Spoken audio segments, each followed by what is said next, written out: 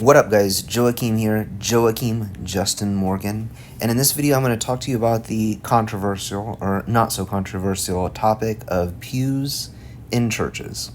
So there's a lot of especially young American converts that come to the Orthodox Church, and they find out that, they find out that there were no pews in the ancient church.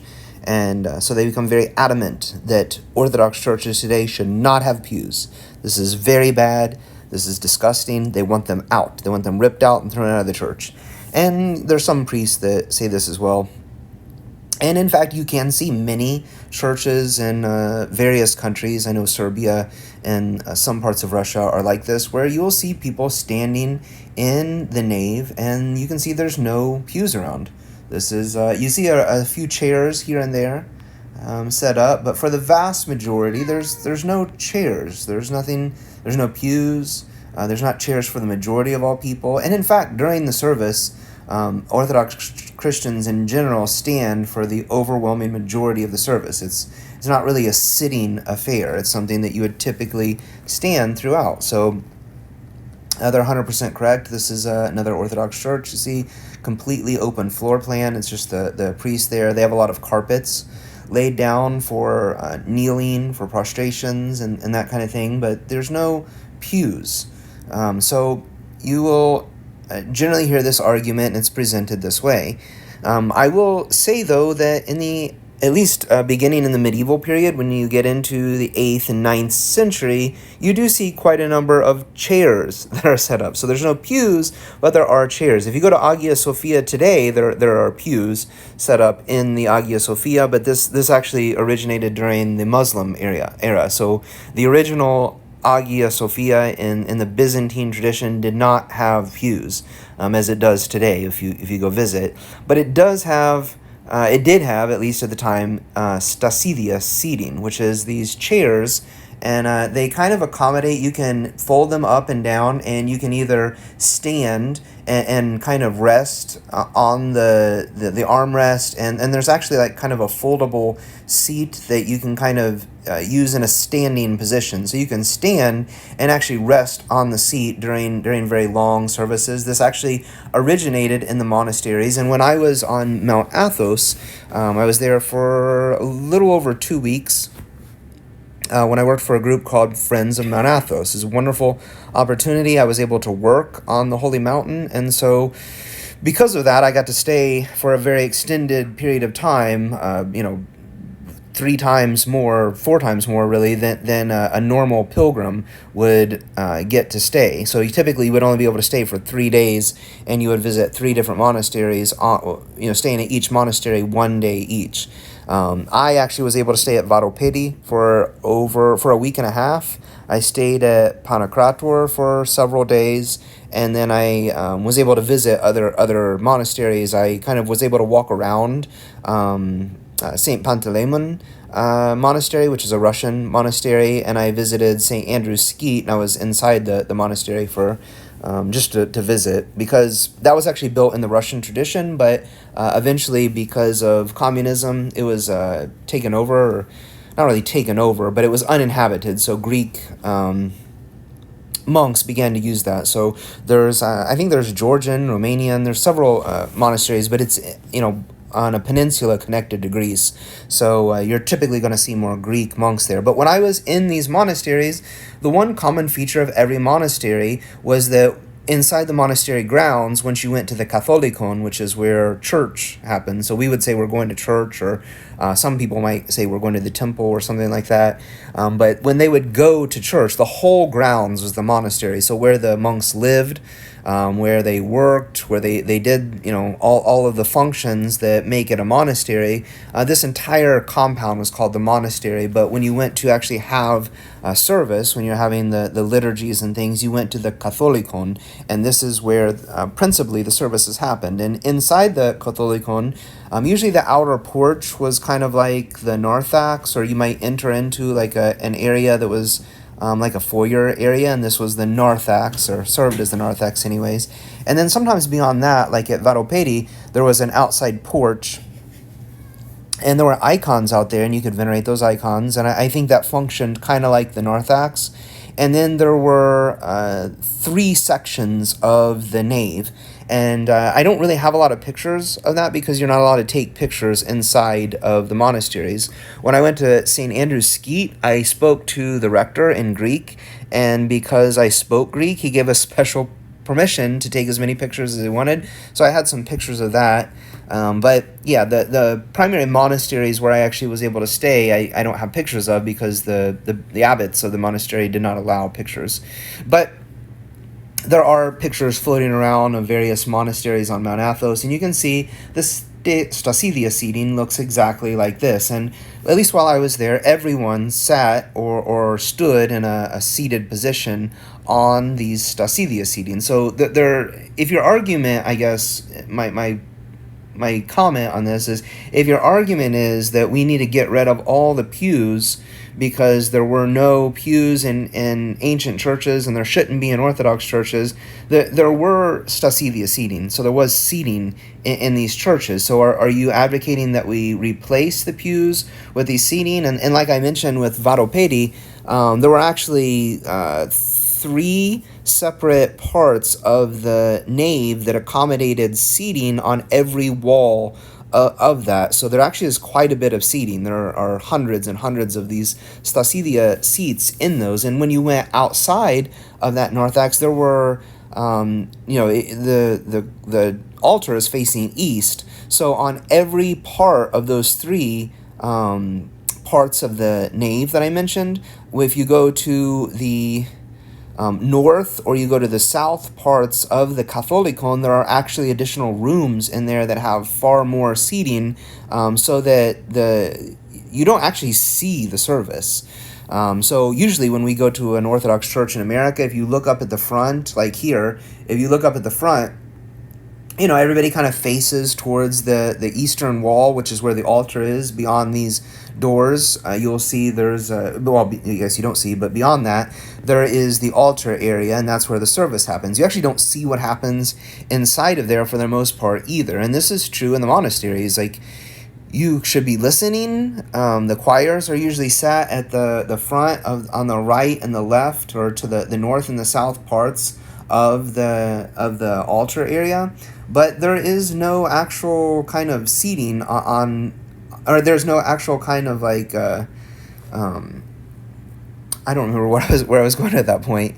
I'm sorry. But so the choirs will stand up there, but the people back in those rooms, they don't see what's happening. So it's, visually stunning because every wall is covered in ancient iconography, going back to medieval periods. But this is St. Panteleimon Monastery. Here, there's outside walls to that. This is St. Panteleimon again. I was only there for a few days, but that's kind of you see it overlooking kind of the sea there, the Greek sea. It's pretty amazing. And this is St. Andrew's Skeet. So it's built in kind of a Russian tradition, and there's lots of walls. But even here, if you go to St. Panteleimon, you see many different corridors and walls covered in Stasidia seating that allows everyone to either sit or stand in that kind of reclining position. So these seats can either be adjusted. If you fold them over, there's kind of like a stool, so you kind of are able to stand in that upright position, and then you can fold them down and you can sit. So these that you're looking at right now are in a seated position. So I'm not advocating that we need this. I think this is St. Andrew's Skeet again. It's actually as big as a monastery. So this chair here that I'm kind of focusing in on is kind of in that standing position where the seat's more upright, and then you see these here are in a seated position. So you can use them in either way. But you see many corridors off to the sides where there's far more seating all around the monastery. It's or the skeet in this case, and it kind of allows that for everyone. So generally in America, at least, I know we typically stand throughout almost the entirety of the service. Usually, in every church that I've been in, the priest will tell you to sit during the sermon. I know every time I've been in a Greek parish, they always do the same thing where they kind of like use their hands to kind of like look around and tell you, go ahead and sit now, which is kind of funny. But, most churches, they'll either just tell you, go ahead and be seated now, or everyone will start sitting, so you'll probably feel like you should too. But yeah, that's kind of a normative part of the church in America, is that we have these practices where you'll do this. And the argument again is always that, well, there were no seats, there were no pews in the ancient churches, so we need to get rid of all these. So I actually don't have an opinion on it. I really don't care that much. We stand for the majority of the service anyways, so I don't really see it as a problem. But it is part of the Orthodox tradition in many places that we kneel. And so kneelers in pews can be beneficial in this way. I think this is a normative thing in Romania, that people will kneel, but I've never been to Romania, so I can't really comment on that and how that plays out, if they just kneel on the ground or if they use kneelers. I know far back into the Middle Ages, in the West, when the West was still Orthodox, they had kneelers. They actually didn't have pews, though. They would kneel for portions of prayer. They would come up they would enter to the front of the churches to accept communion, and there would be a long kneeler outside of the sacristy area, or the altar area. So just like throughout all Orthodox churches in the Western tradition, nobody entered into the altar area except for the priest and those who had functions that pertain to the liturgy. But people did enter up to that area, and that's where they accepted communion, which is exactly the same thing we do in the Eastern Rite today. It's just that in the Western tradition, it was normative that you accepted communion while kneeling. So there's a kind of a saying that I've seen when I looked around, and it was like, I think it was Greeks sit, Romanians kneel, and Russians stand. And this was kind of like positions of prayer throughout the Orthodox world, and how services were done. So Romanians are kind of known for this kneeling position that they take in prayer. I don't know that all Romanians do that as a normative practice, but it seems to be a pretty consistent thing of what those groups do. So these are all different parts of the current in 2024 Orthodox world. But when you look at the ancient church, this kneeling position was normative in the West when the West was still Orthodox. So that's just to kind of bring up the fact that the kneelers that you will see on pews in churches today, they do have a rooted part of the ancient Orthodox tradition. And then I also kind of want to highlight that usually when I hear American converts, especially young American converts, have these conversations, they speak of these things as if they were unanimous. They're like, well, in the Orthodox tradition, like, well, there is an Orthodox tradition, but there's many Orthodox traditions.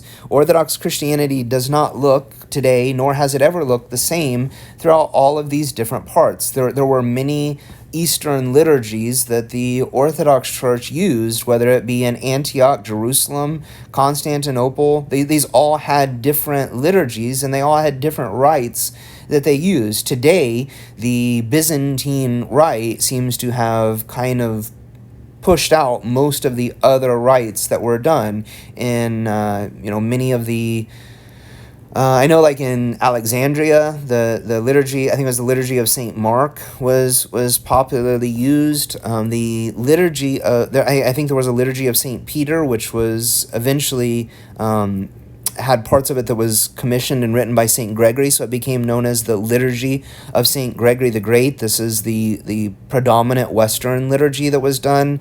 The Liturgy of St. Basil or St. Basil was done in Antioch. So the Liturgy of St. John Chrysostom was done in Constantinople. And these were all very similar liturgies. You see the different parts of it were kind of done slightly differently, but for the most part, they're extremely similar. And this was done throughout the whole world. The Celtic liturgies are not that different from, or well, what we know of them. There's not, any one major Celtic liturgy, but what we know of the Celtic liturgies that exist, or fragments of them, are, not that different from many other parts. They all will probably have some kind of prayers and petitions which lead up to the reading of the epistle and the gospel. Then there will be prayers after that. Then there will be a major preparation which leads up to the acceptance of communion, or the participation of the faithful in communion, those who are part of the church or have been baptized and have gone to confession and that kind of thing, that are prepared. So there's subtle differences from each one, but they're all kind of similar. But all of these things are so similar, but when people today speak of this, they kind of like to talk about all of these topics, whether it be pews or liturgies or something, as if there were only one. And that's not true. Fasting looked different in Greece than it did in Russia, and it looked different in Russia than it ever did in Jerusalem or other places. So we have general rules that have kind of been accommodated to whatever area those rules existed in. So when I hear people talk of the Orthodox Church in this way, as if like the whole Orthodox Church throughout the whole world had the exact same practices and everything, this is false. If, I have 3 children, and I actually have 3 children, and I don't treat or talk to each one of them the same, because they're not the same. I don't have 3 of the same child. I have 3 different children. They all have different personalities, different interests, and different things that they're into. So I don't talk to them or try to act like they're all the same. They have different interests. They're different people. And these churches throughout the world, God doesn't speak to us or do everything with us all the same way, because we're not all the same people. Orthodox Christians are not robots who have to all conform to the exact same thing. And the church has never treated it this way. One of the wonderful things about the Orthodox Church is that when it's gone into each country, it found things about that country to bless and to bless those traditions which existed in it. One of the awesome things that I think about the church in Alaska, so the wonderful traditions of the Alaskan church, is that the Orthodox Church found ways to bless their traditions, and they were in fact pagan traditions. So I want to look that up. I hadn't planned to talk about this, but Alaska Orthodox graves. So this is a unique thing to churches, or to Alaska, is that they will take their graves, and you see these little Orthodox churches that are built over top of the graves. It's kind of incredible. And I don't know what's going on with my phone here. It's kind of gone crazy for a second. I'm going to try to fix this. Yeah, so when you see these little graves in the churches, these were previously like totem poles, and people would build these over their ancestors to, show like the prayers of their ancestors or ancestor worship. And when the Russian church, and many people in Alaska began to convert to the Orthodox faith, the Russian church looked for ways to bless some of these traditions. And I was like, well, you can't pray to these pagan ancestors. But what they did do is they came up with this concept of taking their already existing traditions of putting totem poles over the graves of their deceased, and they showed that they could put the Orthodox churches over top of them, and they could actually kind of bless them this way. That shows that they're part of the great congregation of the faithful in heaven, the cloud of witnesses, that they have fallen and reposed in the Lord.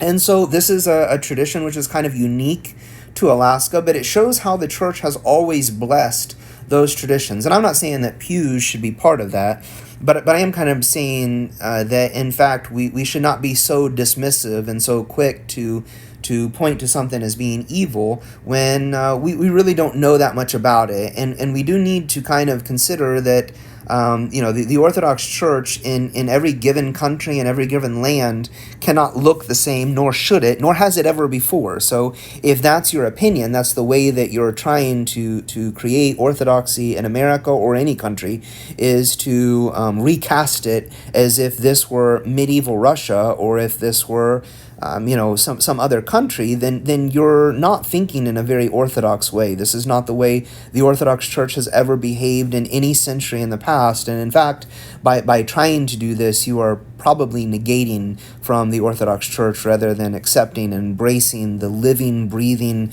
continuity of the Orthodox faithful. So just some thoughts and things that I think should be considered when going over this topic, but that's it. That's all I have to say for now. You guys take it easy, and I'll talk to you in another video coming soon. Any questions, comments, please leave them in the comment section below.